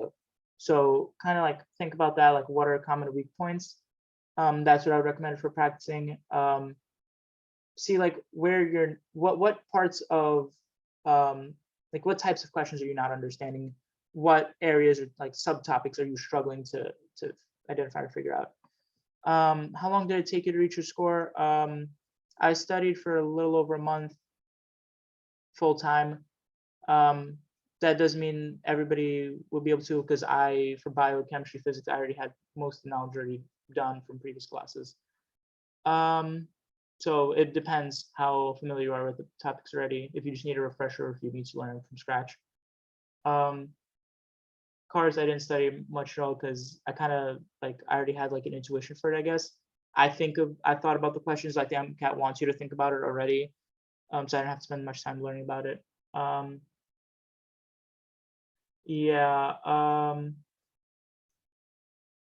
Yeah, so we're about done, so you guys can, how much time do you spend studying every day? Depends.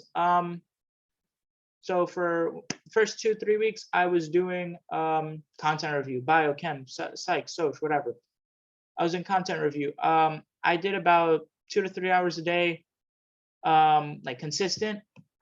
Plus I would also do, I mentioned this, for those topics, very recommended, flashcards, Anki, on your phone, make them yourself. I don't recommend taking decks from online. You can, but if you do it yourself, you'll remember as you're typing it into the Anki, making the flashcards. But in addition to when you're reviewing, helpful for memorizing, especially things like amino acids and like other things you have to memorize. And so about 2-3 hours, doesn't have to be long. Don't like think if you're not studying 10 hours a day, you're not doing anything. Because if you study 10 hours a day, for hours like 1 to 2, maybe you'll understand what you're reading. By hour 6, you're reading just to read it. Like you're not actually learning, I think. Sections MCAT, first section, chemistry, physics, and a little bit of biochemistry. Second section is cars, which is what we covered today. Third section, biochemistry. Fourth section, psychology, sociology. Well, yeah, find it on the MCAT website, more in detail. Yeah, but don't spend too long studying every day. I don't think it's that necessary. Like, don't burn yourself out, honestly. Yeah. I don't know if you guys have seen this ad on YouTube from the Princeton Review. And it's like the MCAT is hard and the MCAT is important. It matters how much it matters less how much you prep and more how you prep. That's kind of true. And there's an easy saying that because he's the Princeton Review MCAT tutor, but like, it's kind of true. You can spend 10 hours a day studying, but if you're not getting anything out of those 10 hours, it's not worth it. Spend 40 minutes of good studying is worth more than 10 hours of like just reading things just for the sake of reading. Yeah, so I'm assuming a lot of, like, if you looked up MCAT content on YouTube, like that ad will get recommended to you a lot, or like given to you a lot. Yeah. Yeah, but it's true what he says. Like, it matters how you prep, not just how much you prep. So yeah, don't overdo it, but also go at your own pace. Like if you need a lot more time to review, rather than cramming it into one day, do it over a longer period of time. Do it a couple of months. I did it in 1 month because it was refreshers. If you need to do it from scratch, do 3, 4, 5 months, however much you need. Okay, that's about it. So I know a couple people had personal questions for me at the end. If you wanna stick around, I will be happy to answer them. They don't have to be cars related. So otherwise you guys can sign off. All right, I received a private message about, could you send me that screenshot again? I believe it was, I don't remember actually who it was. Could you send me the private message again with the screenshot of your, it was the Delta G. Sure, I'll send it.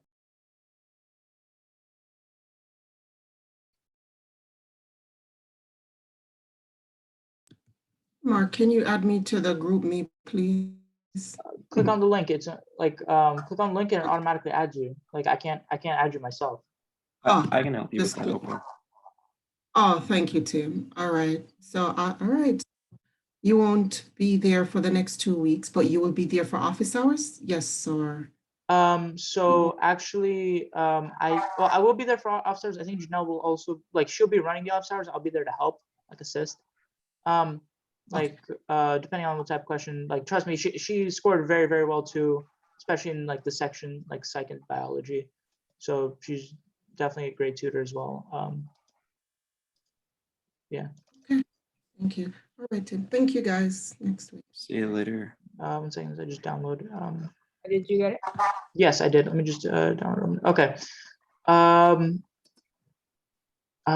Should I share the screen actually? Yeah, I guess I'll share the screen with whoever wants to do this. It's a biochemistry question, mostly even chemistry. Can you guys see it? Okay. The overall reaction for glycolysis is this. What is the delta G for glycolysis? The main I don't know what the answer is. I think it should be like negative 80 something, but the reason is I haven't covered thermodynamics exactly yet, but delta G is like addition, like you just add them together. So you see the overall reaction and then the broken down reaction. So you notice that this reaction is like one instance of this reaction. So glucose, one glucose, 2 NAD plus, 2 NAD plus, 2 pyruvate, 2 pyruvate, 2 NADH, 2 NADH, 2 of this, 2 of this. So that means you include this once, this delta G standard, because it's per mole. Notice it's per mole. So the delta G standard is negative 146. That's your first term.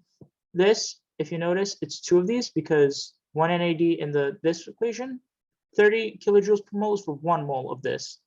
But in the actual reaction, there's 2 ADP, 2 phosphates, 2 ATP, 2 H2O. Therefore, it's this 30 times 2. 60 with negative 140 is like about negative 80 something. That's the is that the answer? Yeah, it is the answer. And when I did it, I just subtracted. I just didn't multiply it by 2. I just did. So that's one thing you have to look at the overall. So this multiplied by 2. Another thing they might trick you with is actually if they reverted. So if they had H2O plus ATP goes to phosphate plus ADP. If they, in reaction to, if they showed it reversed and they said the delta G was negative 30. So, and you saw that in the overall action, it was opposite, you would have to flip it and multiply by 2. So you would have to flip it to positive 30 just to make sure it's going the opposite way. And then you would have to multiply by 2. So it would be 60, but it would give you the same answer. Does that make sense, or do you want to actually see it? Yeah, it makes sense. Yeah, so be careful where they are on position, which side of the arrow they are. So if the ADP and the inorganic phosphate is on the right side, we have to switch it. Like it has to be on the left side. Yeah, it would have to. So if you were in reaction, so in the overall reaction, you would never switch it because this is how it is.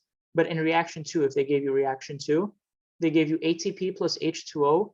And then the arrow goes to the right and it goes ADP plus pyrophosphate. And they said the delta G of this reaction is negative 30 because it would be the same thing, just reversed because it's going either way. Usually it's like that. For MCAT, at least percent it is like that. Then you would have to recognize that you have to first reverse the reaction. So that would negate the sign of delta G. So it would be from negative 30 to positive 30. and then you would have to multiply by 2, right? That makes sense? Got it. Thank you so much. AMC banks on Saturday. Yeah, if you come in with specific questions, I'll go over them, Carlo. If you if you come with specific questions, I'll go over them. Yeah. Does anybody else have any other questions? Yeah, and Saturday office hours, they don't necessarily have to be about what I taught this week. It can be really about almost anything. If it's something I haven't taught yet, I might not guarantee you I know exactly because it has been a while, has been a couple months, but I will try and refresh myself and try and give you a correct answer. But if it's something we've already covered, then I have already refreshed myself and I know it. Is it possible to record the office hour just because I can't attend because I'm working, so I can never make it to office hour? Would that be possible?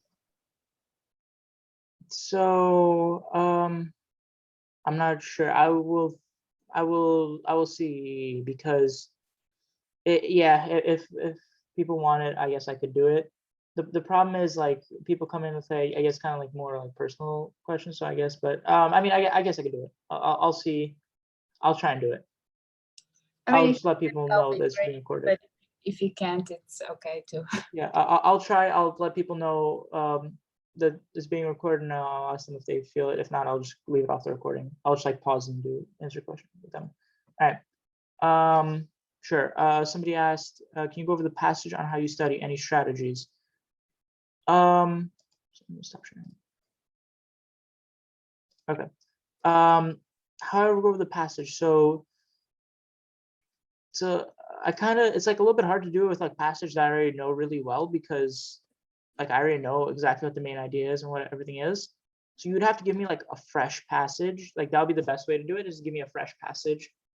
So and for that, like do it. You said you can't make it on Saturday office hours though. Maybe see not sure. Maybe for next week at the end of the lecture, if you want to come in at the end of the lecture with like a link, and I can do like a quick office hours with you only at the end of the lecture, like I'm doing right now. But I'll give you like a general idea right now. Okay. So let me share my PowerPoint again. So again, with this one, as I'm reading it, I don't focus on every word. So at the beginning, you probably should focus on every word, like 2 important concepts: utilitarianism and Zoom is really annoying. But yeah, you should focus which aims to calculate infinitesimalism, not necessarily out the possibility. So it's just explaining what utilitarianism. Make sure you know that. Keep a good like, if it's an explanation of a term, definitely know it. A notion of social contract, again, term. What is a social contract? Again, know it. These 2 sentences you should definitely read fully, understand. Contrasting, not necessarily contradictory. That seems like an important note, so keep note of that. Nonetheless, one or another has often enjoyed ascendancy since their initial formulations by Bentham and Locke, respectively. In 20th century, de facto among philosophers, John Rawls gave a contractarian view, and a needed and welcome statement. Okay, so like this would be happening quickly as I'm reading it. Yeah, some of these words can be tough, but utilitarianism is a jargon word that they gave you a definition for. Same thing with contractarian. Tracy asked if like philosophy, psych and soc I would definitely recommend, and I didn't. That's why my psych was very low, like relatively compared to my other scores, because I didn't take any of those courses. I had to learn that from scratch. Psych and soc I would recommend, especially soc. Maybe even a bit of psych, like especially neuropsych. Philosophy, if you're interested. Philosophy classes are usually kind of interesting, but up to you. If you have time, and depends how long until you take the MCAT. Yeah, you most of these like it does help if you have come with outside information. So like I mentioned, if you come in to a passage with outside information, don't use it to answer the questions, but do use it to understand a passage. If you know about, like, for example, the selfish gene theory, because we're all biologists, we all kind of have at least heard of it, likely. If you come in with that, it's easier to understand the passage if you know what it's about. I know what utilitarianism, and I had a vague understanding of what contractarianism was before I started read this passage. So I kind of like understood it in a little bit better because of that, especially some of the words. But yeah, if you are coming off fresh and there's like some like art or like movie or like film cinemas that I have absolutely no idea about, and I do fine on those as well. You don't have to know what the people are talking about or have an expertise in what the people are talking about to do well, as long as you just know how to analyze it. Okay, yeah. But psych and social I definitely recommend for the 4th section. Sorry, getting back to you, Niyusha. So by this point, like I understand like some of the words are hard, but like something like utilitarianism, you don't have to know that word. Well, now you do because they gave you the definition of it, but before you didn't, and because they give you the definition, which aims to calculate and see the greatest good for the greatest number of people. You can simplify that, which aims to something the greatest good for the greatest number, not necessarily ruling out the possibility of sacrifice. So not opposed to sacrifice and suffering on part of the minority. Okay. Some of these words, like it is like, if English is not like your first language, I understand it's a little bit hard, but especially with this section, it can be really challenging. But sometimes you really just have to kind of use context clues and kind of like figure out what each word means if they expect you to know what the, like if they like, or explain something like utilitarianism, again, you don't have to know it, but the way they like describe it and the way they give you the definition for it, that you kind of have to understand. You kind of have to understand like the sentence as a whole. What class might be helpful while we're in university? Obviously biology. Take all the biology classes you can. Take all the physics 1 and 2. Chemistry, obviously general, organic, bio, chem, psych, social, helpful. And then after that, it's to your interest. So if yeah, after that, it's up to you. Other than like those like requirements, it's up to you. Yeah. Yeah, I understand it, especially like in your situation, it's a little bit of a hard situation you're in, but like the best, I'm not sure actually if you may have to like do more research on this, but they may have interpretation translations or something like that, something to help students who are not exactly English proficient. But you really should do research on that. I don't know because that like didn't pertain to me, so I never really did that much research on it. But I would recommend you do. See if they have some kind of language services, maybe like an interpreter, like translator, or they allow you to bring a dictionary or something like that. So you really have to kind of like see what the MCAT's rules about this are. I remember, I think maybe for the SAT, they did allow something like that. So maybe for the MCAT, they do as well. I'm not sure, but yeah, I mean, I can't answer that question because I don't know what your psych and social classes are like. It also depends which one. Like their entire like majors devoted to those. But like I can't answer that because I don't know what your curriculum is like in your school. I took 1 psych and 1 social class coming into this. The psych class, slightly helpful, not really that much, because it was an intro psych class. Intro social class, it was kind of like, honestly, my major is biochemistry. I mentioned in the beginning it was biochemistry. But I took 1 social class. It was like it wasn't a good class. Like I didn't like the class, especially how it was taught, because it was during COVID as well as online. But yeah, but if your school has like really good intro psych or social classes, then yeah, 1 class may be enough. If not, maybe you would need a second psych. No, I would say neuropsych for sure. Yeah, so maybe depends how much It depends on your school.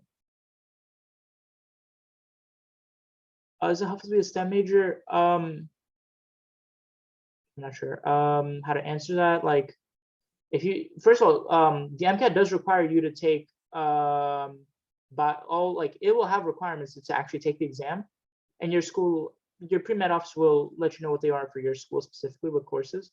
But they do require full physics 1 and 2, general chemistry, a year of general chemistry, a year of organic chemistry, a semester of biochemistry, I think a year or maybe a year and a half of biology, some writing requirement, like writing classes. I think that's it. So for the hard sciences, you will, even if you're a social major, you will take a lot of biochemistry and physics as well. Is it helpful as a biochem major? I think I took maybe 2 or 3 classes, two or three bio classes that were not requirements for the MCAT. They were not as helpful because they were like cancer biology, which very, very like situational for the MCAT. So like, no, I took all of the required MCAT courses. So all like a year and a half of biology, biochemistry, all 4 semesters of chemistry and organic chemistry, biochemistry, all of that. In addition to those that are required, I also took, as a bio major, only 2, like up until now. Right now I'm taking more, but for my final year, but this past my MCAT, I only took 2 like upper division bio classes that were not required to actually take the MCAT. All the others were required to take the MCAT. So like if I was like a sociology major, the only difference between my knowledge would be 2 bio classes, because I would have to take all of like the intro biochemistry physics class anyway to take the MCAT. So it really doesn't matter as much, because yeah, I think you can do it with any major, honestly. Yeah, you can do it with any major, in my opinion. My recommendation is, what are you good at? What are you good at and what do you like? Go ahead. So yeah, I'm good at like biology, but like I'm not good at like math and physics at all. Math and as a And biology, writing. yeah, as a biology major, you will take the same amount of, as a biology major who's taking the MCAT, you will take the same amount of math and physics classes as a sociology or a humanities major who's also doing the MCAT. Like because if you're going, like, obviously if you don't like physics or math, don't go into engineering. Don't be an engineer, don't be a physicist, but biology, you're safe to go because it's not as much math and physics. It's not more math and physics than the MCAT requires. So if you're going for the MCAT regardless, then you will take the same amount of math and physics, no matter what your major is. I see. Yeah. Okay. Now, because nowadays there are people like going to sociology and history majors because it's so much easier, so they can transfer to a better university, or like they do something like that. So Do you know what I mean? I know what you mean with that. I know there are a lot of pre-meds that are doing in my school psychology and sociology. They don't want to do bio. It's easier. It is a little bit easier, honestly, but the only difference is it's gonna be the only difference is gonna be in your GPA, honestly, and it's not gonna help. It's not gonna make a big difference on the MCAT. It's not gonna make a big difference in anything except your GPA, which is important, obviously, for med school applications, but it depends. It depends what you want to do. Okay. Yeah. Thank you. Thank you. Yeah. So if you have any more questions about like actually applying to med school, that's not for me because I haven't even applied to med school myself yet. That's for somebody else, Socratic Med, who Tim might have a better idea of who to contact for that. Tim himself might actually have a better idea because he has applied and been accepted into medical school. Yeah, I mean, I generally would say that there's no shortcuts. So, and even if you take like easier classes, I think as an undergrad, I think it'll kind of like show when you're taking the MCAT. So I know like Stony Brook's bio classes are really hard. They prepare you really well for the test, and you know, it shows when you actually have to sit down for it. So shortcuts in like early on will kind of poke through towards the end. Yeah. Yeah, so for example, Yeah, you're right. Yeah. Yeah, I know people who have taken like early bio classes in, say, community colleges. Like we have close by to Stony Brook is Suffolk Community College. People take bio classes there and then they transfer over to Stony Brook, and they don't have to take the bio class anymore. I would not recommend that. Like there's a reason Stony Brook is liked by like pre-meds, and there's a reason that the bio classes are hard. It's because they want to make sure that the people who actually pass those classes and do well in those classes are actually people who are going to do well in the MCAT and people who are prepared to take the MCAT and go on to medical school. So like like classes may seem hard, but there's a reason they're hard. Yeah, and then it's like you said, shortcuts are not always the best way. I see. Like people are saying like when you go to like biology major, when you choose a biology major, it would be really hard and it's gonna affect your GPA. It's gonna bring it down. So like, I don't know. I wanted to do something like in psychobiology. Like people are saying it's very, very hard. I don't know like what to do. Like people Okay. are suggesting me to do like sociology, psychology. So Yeah. really, Scott, like based on my experiences, my first year at Stony Brook would not have like my schedule. My first year would not have been like any different had I been a psychology major. I would have taken intro bio classes, general chemistry, physics 1 and 2 with all of the labs. Would have been no different than what I did because you need those for the MCAT. The MCAT requires it, so you have to take those anyway. Second year, I only took one class that was like an upper division biology class. And it was cell bio, and so if I was psychology sociology major, that would have been the one class that would have been like different. How much is one class in 2 years really going to affect your GPA? By like year 3, year 4, you're going to start having more bio classes. Like right now, I have like maybe 3 or 4 upper division bio classes under my belt. Still, 3 or 4 classes is not that big of a deal in terms of your GPA if you're talking about 3 to 4 years of college.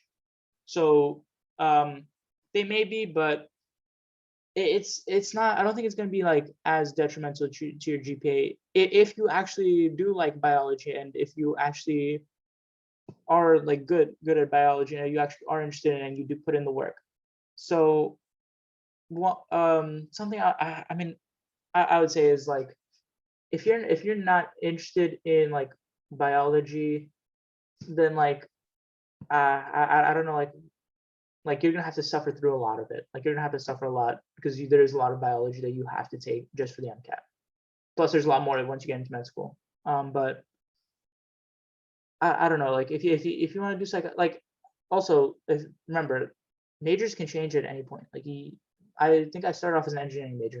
I started with biomedical engineering major, not even as a biochem major. I changed like halfway through. But majors can change all the time. You can change up until like I think your junior year of college. If you start off as a bio major, you see Yeah, this it's right. Go ahead. Yeah, you're right. Yeah. Like the thing is that like the sooner you know what you want to do, the better. Like I know that I want to like go to medical school or like, but like I don't know about the major. Like I'm still like I don't know. People are changing my mind. In my opinion, it doesn't matter what you pick. I don't know what your what position you're in right now, but if you're in your first year, it's not going to make any difference. In your second year, it probably make almost no difference anyway. If you're going into your third or fourth year, that's when you really have to start thinking about what major, what upper divisions you want to take. I see. And also one more thing, like on YouTube, I saw that it's saying like when you are like biology major, it's not going to prepare you a lot. I don't know why, but it says like when you are like a sociology major, psych major, because you're going to read a lot, the course section, you're going to get a good point, for MCAT. Is that like true? Or I mean, or you could just be a bio major and like read books. I don't know. Like I know. Like right? you could just Okay. read like you could take like all like the psychology and sociology class. If you're a bio major, you're not limited to just biology. Like you'll have a lot of electives. And firstly, to take the MCAT, you also need 1 year of a writing class. You need I think it was 2 semesters of a writing class that you need to take the MCAT. So you're going to do a lot of reading, writing anyway. Right. Also, you have electives that you're going to take: psychology, sociology, history, philosophy, whatever you like. I think I took 4 history classes in my undergraduate and like 4 engineering classes that like have nothing to do with biology, just because I was interested and I liked them and I wanted to take them. So you really are going to have a lot of opportunities to take the classes like you want, or the class you think are going to help you in the MCAT, whether it be psych, social, whatever. I think Got it. major is not as big of a determining factor as you may think it is before you go into like, before you actually like finish college, or by the time you get like senior in college. You're right. You're right. Thank you so much. And also, like, one more thing, I saw that there is so like we have MD and we have DO. What is the difference between these two? Can you just quickly, yeah. This Tim may need to help me out a little bit because I'm not like 100%. But MD and DO, they're both doctors. They're both like practicing doctors. So you can open a clinic, work in a hospital, whatever, either with an MD or DO. They're different types of degrees. So like, when you finish undergraduate, you get a bachelor's degree, but it could be a BA, Bachelor in Arts, or it could be a BS, Bachelor in Science, or a BE, Bachelor of Engineering. So it's kind of like that, different degrees. There's different medical schools. So there's MD medical schools and there's DO medical schools. Typically, DO medical schools are a little bit easier to get into than MD. So people recommend that as a backup if you want over MD. So like apply to MDs, focus on that. But DOs are like a backup. Really, like the curriculum may be a little bit different. I really don't know about the curriculum because I have not been to MD or DO schools yet. So I can't talk about the curriculum. I know it's very slightly differently, but you come out with a degree that says you're a doctor and you can practice medicine. I see. See if I Tim see. has any. Thank you. Yeah, osteopathic medicine and allopathic medicine. So osteopathic is DO, and you also learn a bit about like, I think like fluids in the body. Like it's more of like a holistic approach to medicine, whereas an MD is more of a deductive approach, using like kind of like studying medicine more at a molecular level, using more of a an approach with drugs and stuff. So yeah, it's 2 different ways of approaching it. Like Mark said, DO is usually slightly easier to get into. Lower on average, lower MCAT Yeah, scores. so again, it depends because like I know a lot of people also like go to Caribbean medical schools. So those are even easier to get into than DO medical schools usually, but on average, like DO school is easier to get into than MD school on average. Got it. Okay. Thank Yeah. you. I appreciate your guidance. Thank you. I appreciate it. All right. So it is getting a little bit late. Does anybody have any specific questions that you really want answered?